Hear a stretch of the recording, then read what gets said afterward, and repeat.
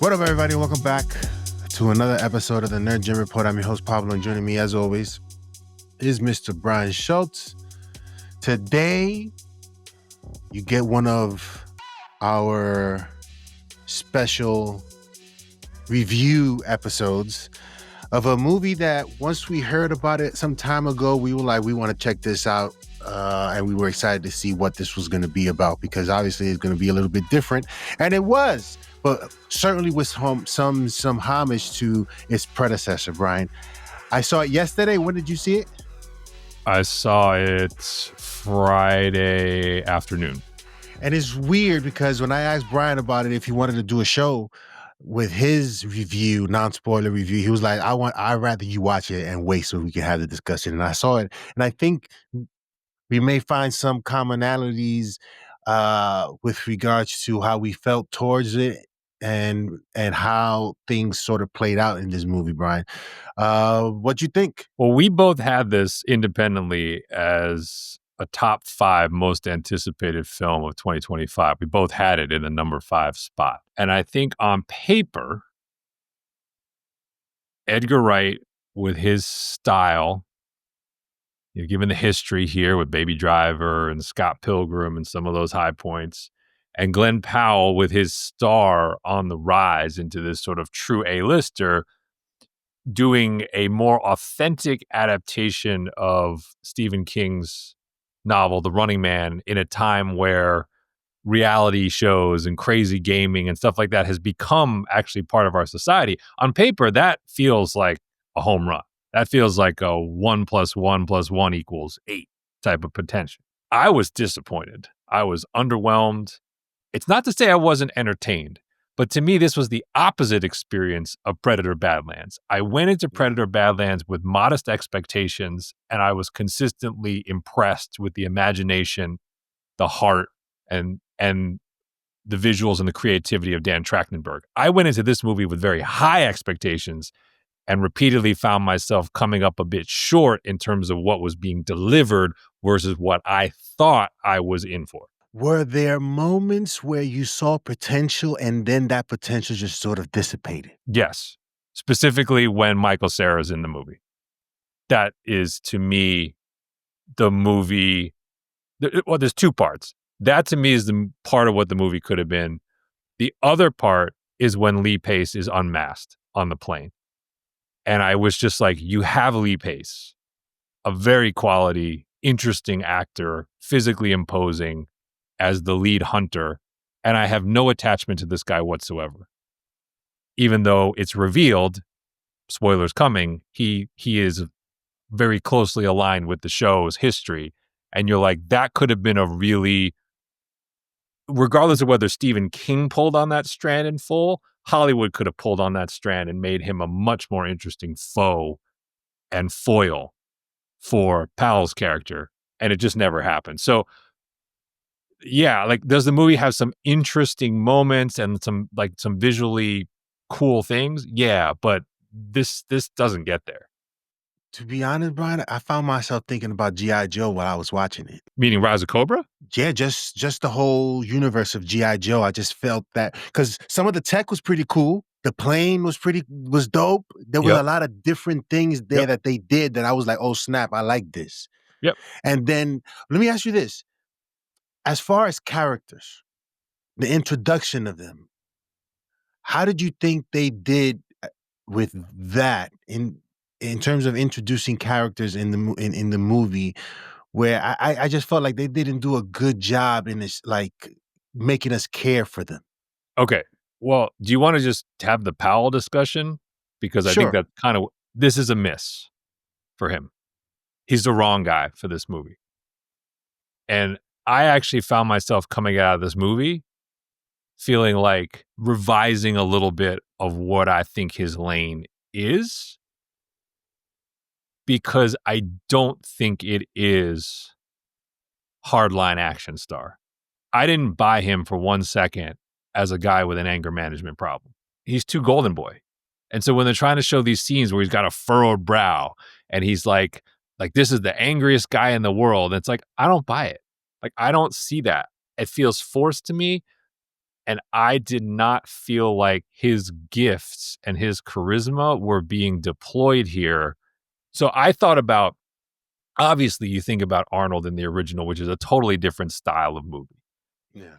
But as campy and as cheesy as that movie is, Arnold sells you on a lot of it because he's Arnold. Like, that's Arnold entering the peak, right? He's coming off of Predator at that point in time. This is sort of his fall showcase. And he's just giving you these one-liners that only he can pull off. But I also found myself really thinking about a different movie, which was a much better movie. And that was Minority Report, which was Tom Cruise effectively doing this kind of movie, right? A chase movie where he's constantly on the run from the powers that be under the direction of Steven Spielberg, but it's Spielberg directing like a dirtier kind of style for him, and it's Cruise being a much more, at that point, flawed character than we were used to. That character is a drug addict. That character is grieving the loss of his son, and that character will bend the rules in order to beat the system. But I found myself buying Cruise in that role in that movie in a way that I never bought into Powell in this film. So this felt like in the, nobody's perfect, but in the carefully crafted career that Glen Powell's putting together, he missed. And I think the movie missed by having him as the lead.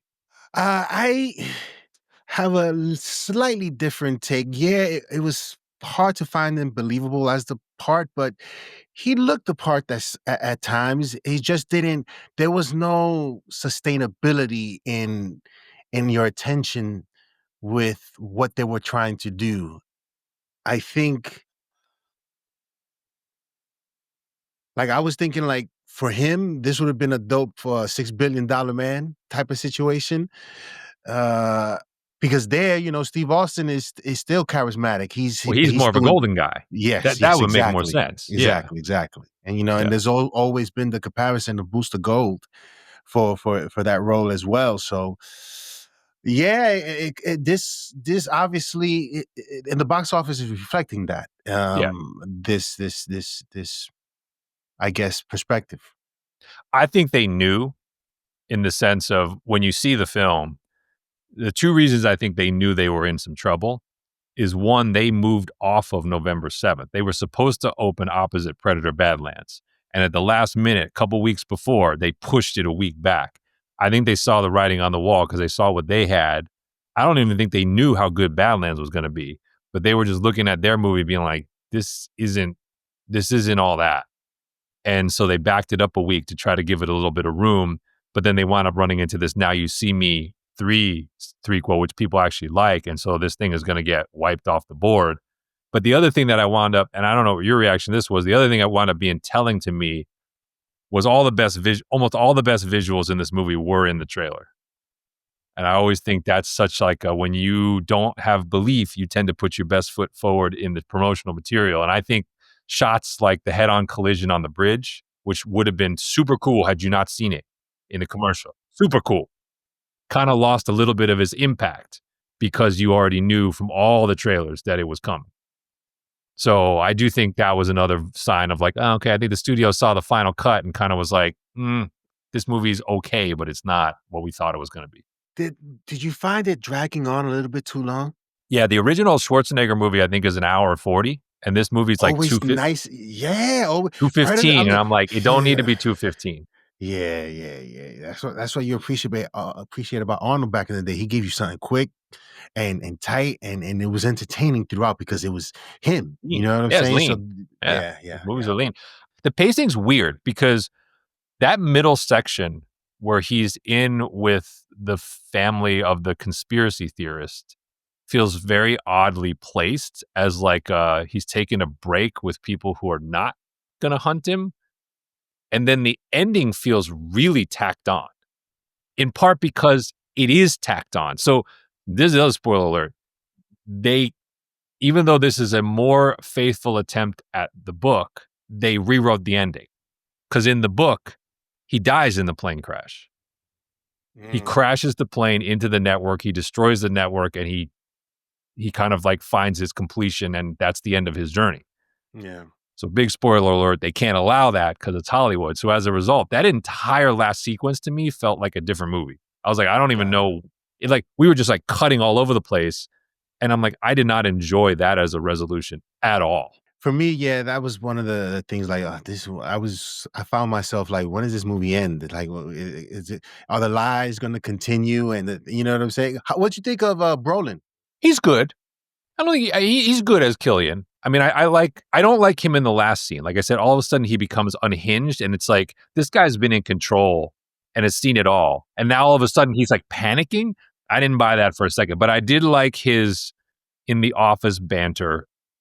You know, that's classic Brolin being sleazy and, you know, being kind of, you know, getting his zingers in. But no, I didn't mind that. I actually thought Domingo was better.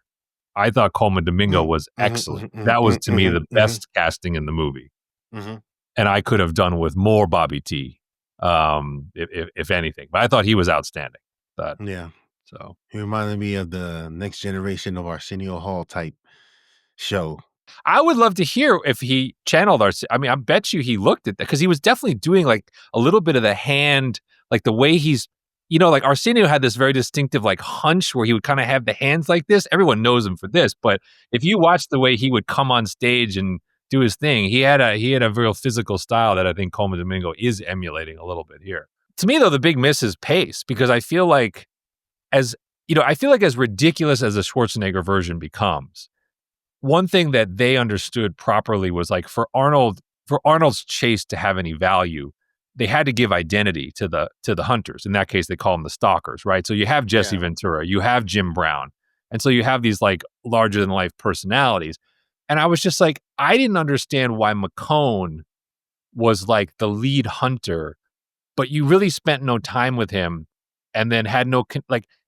It felt like that other guy, the other hunter, the blonde one, was the one he was actually rivals with. Yeah. But then at the end, the big reveal is like, oh, McCone's this former contestant. And I'm like, well, he should have been the one literally in the building with him at every step of the way. He should have been the one dressed as the homeless guy. Like that would have felt like a more one-on-one, almost Terminator style chase. And we never got that. He felt like, I don't know if you've ever seen The Principal with Tom Berenger. Oh, yeah. They made like a whole little franchise of it. Yeah. Yes. So you remember when he went to the dude's house and this dude was sort of trying out like a mercenary, he had like his videotape of him doing work. It felt like that. It reminded me of that. So I just wanted a little more like mano-a-mano chase rivalry.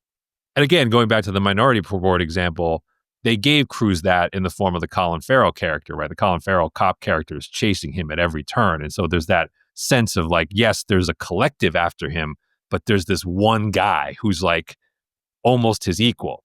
And in this case, like they wanted to convey like the entire world is out to get Powell, but it weirdly never quite felt like that.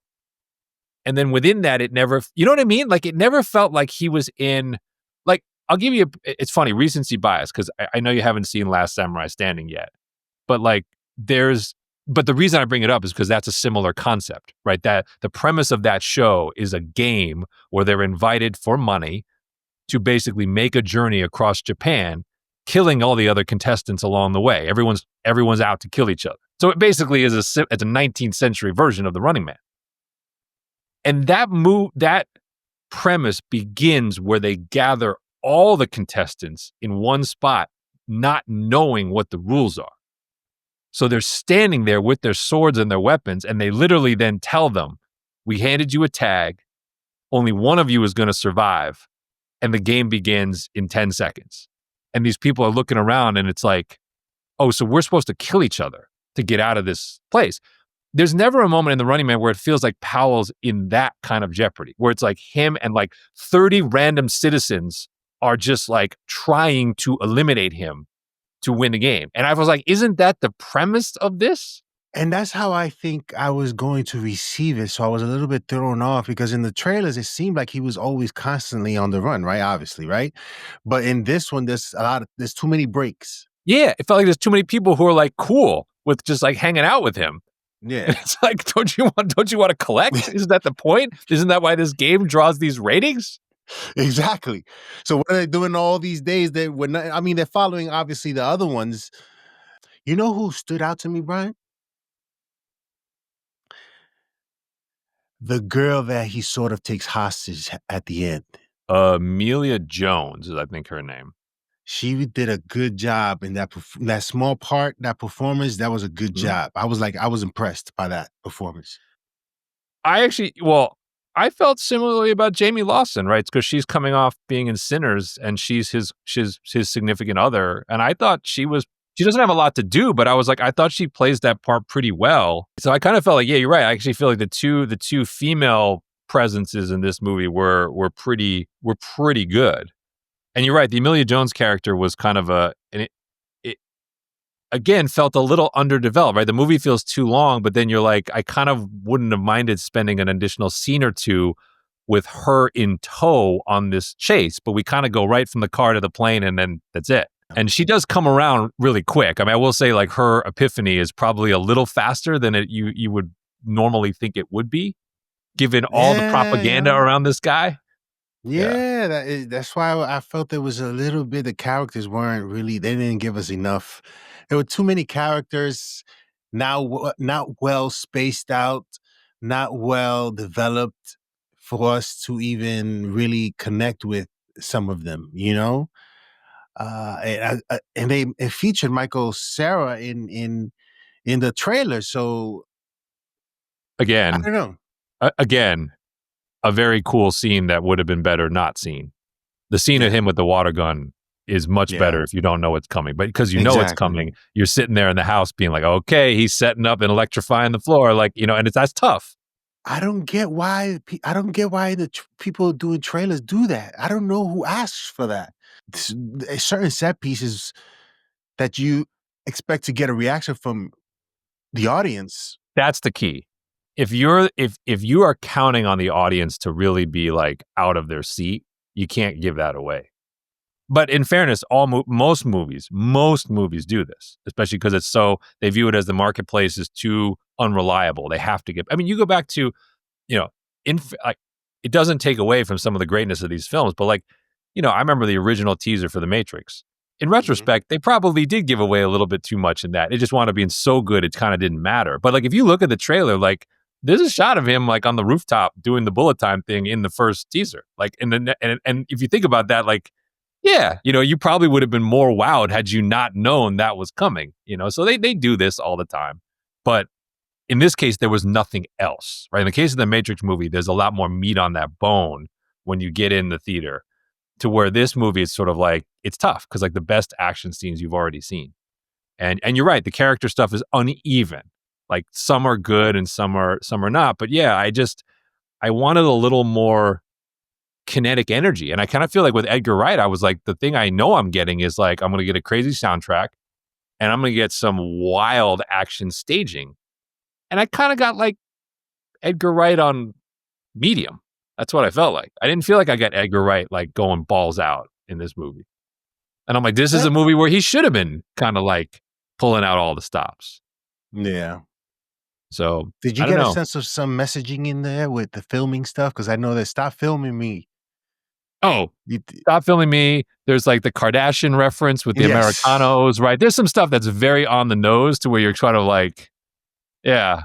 Yes, absolutely. Absolutely. So, I mean, honestly, the weird thing is, when the Arnold movie comes out and the book is written in the early 80s, the concepts of the games and society kind of gravitating toward these games seemed very foreign. In this movie, it's kind of like, we're already there. Like, we're not that far from an actual game like this, right? And, like, the one with the dude on the wheel, I'm like, I'm surprised they haven't done that already. Someone has to have done that already, right? Some influencer, some network has to have put a dude on a wheel and, like, run him to, you know what I mean? I'm pretty sure these people think about it. Like, how far can we go and take this? So there's a little bit of a loss, right? You're not as shocked. You're not as shocked because you're like, I see this stuff actually happening already. I mean, and after seeing something like Squid Game, you know, it wasn't as, you would have expected to see more intensity. There wasn't a lot of intensity in The Running Man. The Running Man is about intensity. And it was just too far in between situations that didn't allow you to sort of feel like, I mean, something like this, you have to sort of feel that intensity. Speed. Yeah. Speed. That's what I mean. Like when you watch Minority Report, and people make fun of Cruise because of the running style. And by the way, I think Powell said he actually consulted with Tom Cruise on how to run. So which I thought was hilarious. But like he doesn't actually run that much. Yeah. And so like there's scenes in Minority Report where he's like running and jumping on cars and then like going in the factory and he's running. And it's like that's kind of what this movie should have felt like. It should have felt like we're just going place to place constantly. Whereas here it felt like it's like, okay, we're gonna rest here. We're gonna rest here, and then get on the plane. You know, like it just and be introduced to these characters that, I mean, I like the dude, the guy that had his YouTube channel, whatever channel he had, sort of exposing the fraud that game show was. That was that was interesting. That was cool, actually. I wish they would have started the movie off with that. By the way, this is sort of related. There's a random news story that came across the other day that blew my mind because it literally was the premise of a movie that happened 30 years ago. So there's an investigation ongoing in the old Yugoslavia. See if you can remember the movie. I'm going to describe the real life events.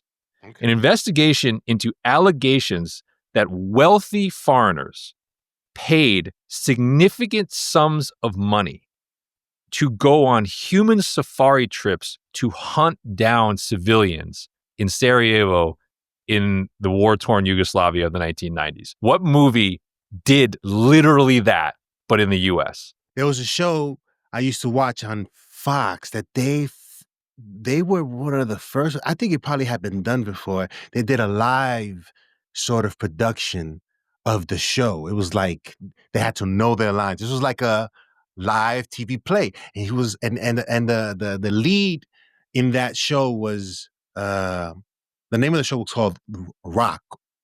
I think it was Rock. Okay, and he was a garbage man. And I'm referring to, I forget his name. He was in Shane, I think, with Keenan Ivory Wayans and Jada Pinkett, a bald head, black dude, big guy. Gary Busey was in this movie as well. The one that we're referring to.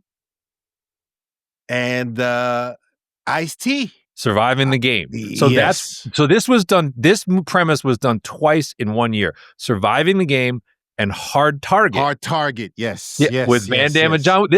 I read this story. I was like, this literally was that movie. But so to the point of like, we aren't that far from the Running Man. These people were doing it in Yugoslavia 30 years ago, setting up a game to hunt people for money, to have people flown in so they could hunt human beings for money. Of course, they're trying to arrest these people, but I'm like, my point is society's not far off of what this movie was trying to portray. And I don't know, maybe this movie had to therefore go farther and like more extreme to make that more jarring to us now as a movie audience. But yeah, it just didn't quite feel like it ever went over the top. Yeah. And I kind of feel like this movie needed to go over the top. So yeah, I don't know, like, as you say, the box office is reflecting it. It lost to Now You See Me 3. Definitely well off of what Predator Badlands did last week. And Badlands had a decent second week. So this is going to be at a $110 million budget, this is going to be a box office failure for Powell at a pretty high profile one. Doesn't mean he won't continue to ascend. Doesn't mean he won't rebound. But his career, like I said, has been very meticulous up to this point. And this is the first real big, like, whoops, like didn't happen. $6 billion man this is the one for him. If you want to create this universe, because you got what's the female version? Bionic Woman. I used to love that show when I was growing up. Of course, Lindsay Wagner, who didn't? Yeah. And then Steve Austin, when he made those cameos in the show, and Oscar, I'm telling you, man, there's a universe there that you can do, but you can't make it. You can't do Charlie's Angels on it. You can't do Charlie's Angels. Well, I told you they're trying with this like Knight Rider reboot. They're like want to do like a Knight Rider, Airwolf, $6 billion man, Bionic Woman universe of some kind, but we'll see. But and Wahlberg got close to making it like 15 but I don't years think ago. that would have worked, yo. No, I'm not a big Mark Wahlberg I'm kind of tired. He does the same shtick every time. I'm kind of over that. There's sometimes where it works, but I think I've seen enough of that. But no, you're right. When he's asked to be someone else, it kind of works. Yeah, like in The Departed, he's really good in The Departed as like a small part, but when it's like Mark Wahlberg being Mark, like I actually like his shtick in like The Italian Job. I really like that movie. But when he's just doing the same stuff with this like frown that he always does and the monotone voice, it gets old. I also thought too, it made me feel like if the Miami Vice rumors are true and we're getting Austin Butler as Sonny Crockett, this movie made me feel like I think they're right, that Powell might not be the right guy to be a somewhat sleazy ladies' man Miami cop from the 80s. Initially, I was like, him and Michael B., that definitely works chemistry-wise. After watching this movie, I was like, I think Austin Butler might actually be the better choice there. And that seems to be the way they're going. That seems to be the way they're going. I guess it's more just like where do they go? Like, where does Edgar Wright go from here? Where does Powell go from here? But I guess we'll have to wait and see. But I'm bummed though. Like I'm bummed that like this was a movie where let's talk about Arnold-era remakes.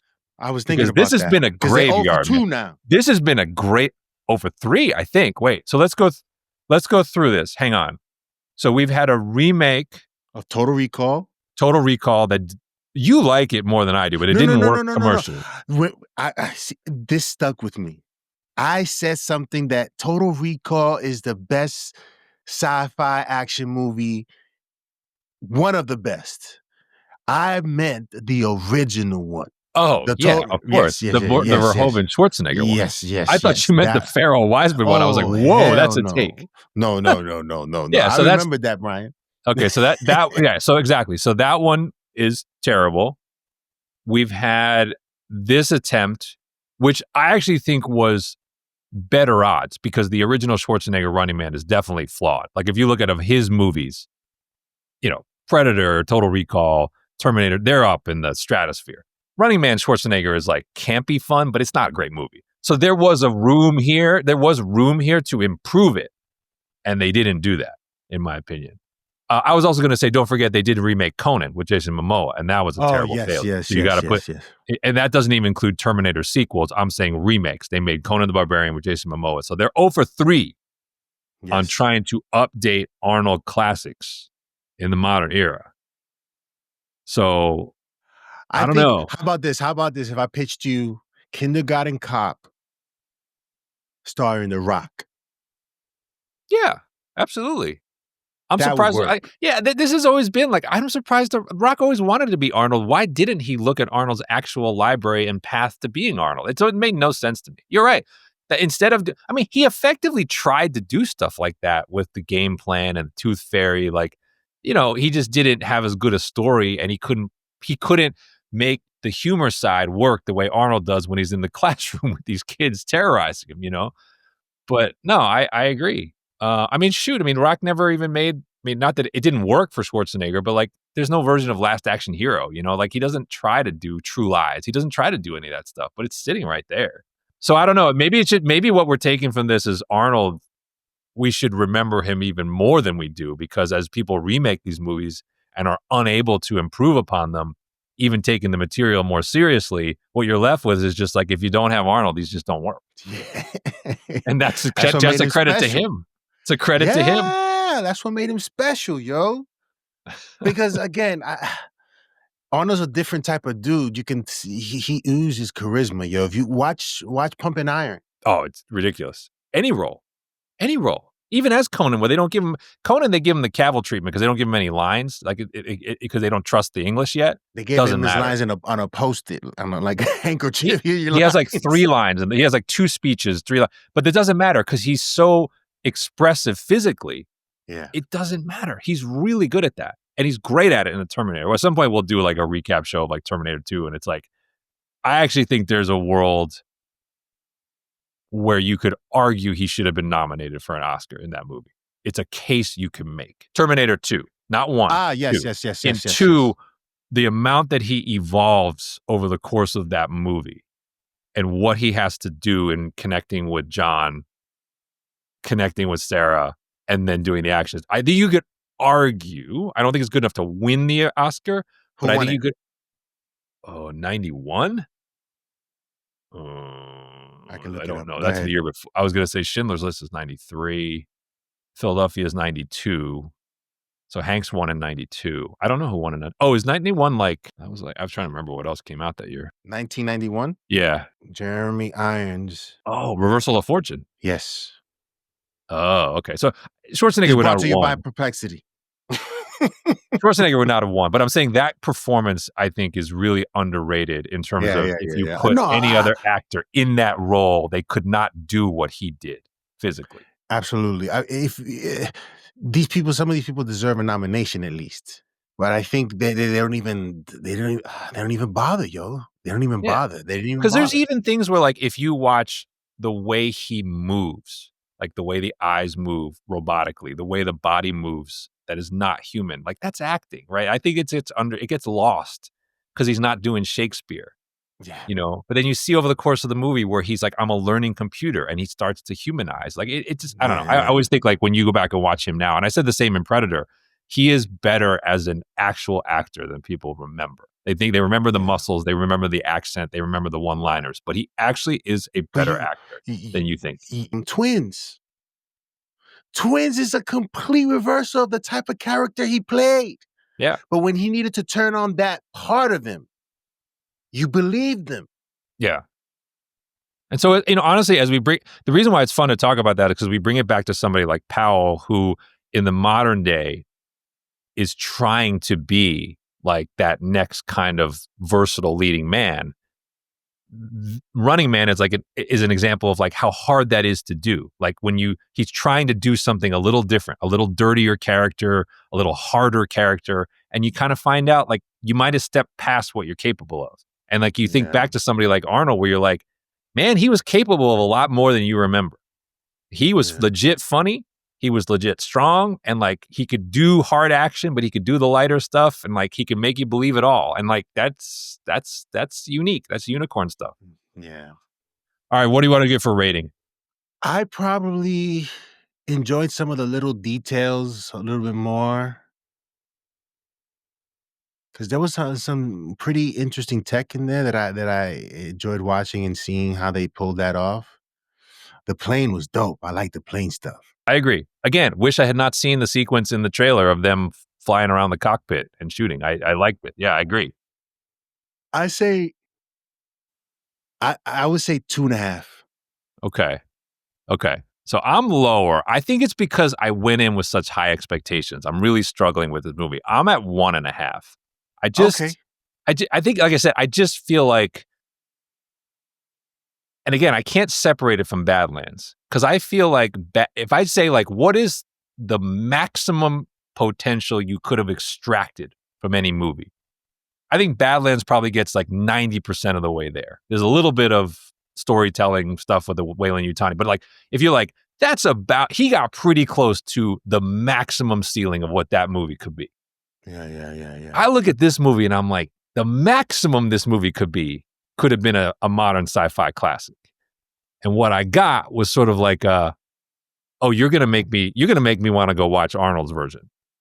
And that's, to me, like, I got to ding you extra for that. And I think Powell not really working for me as the lead of this, and Edgar Wright kind of not really kind of flexing his Edgar Wright, capabilities.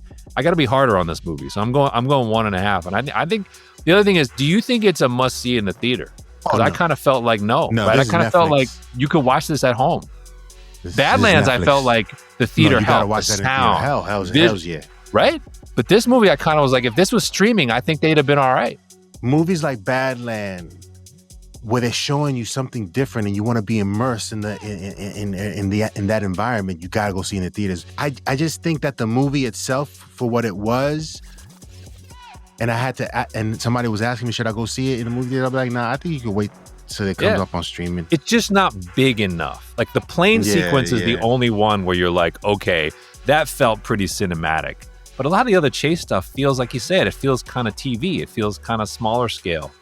And it just, I don't know. That's for me. That was part of why I just felt like, man, I just want more. I want more from this than I got. I don't know if you guys got a chance to see it, if you haven't seen it, you could definitely wait. If you want to go see it, go right ahead. Make sure you ain't paying for it at least. So get a coupon or something like that. I don't know. Stubbs A-list. Stubbs A-list. 4 movies a week, man. You can do whatever you want. That's a lot of time, but I got to be making money on the Nerd Gym Report so I can do that. Someday. But let us, if you did see it, let us know in the comment section below what you guys thought of it. Remember to hit the like and subscribe. And yeah, if you didn't hear it anywhere else, you heard it here first on the Nerd Gym Report.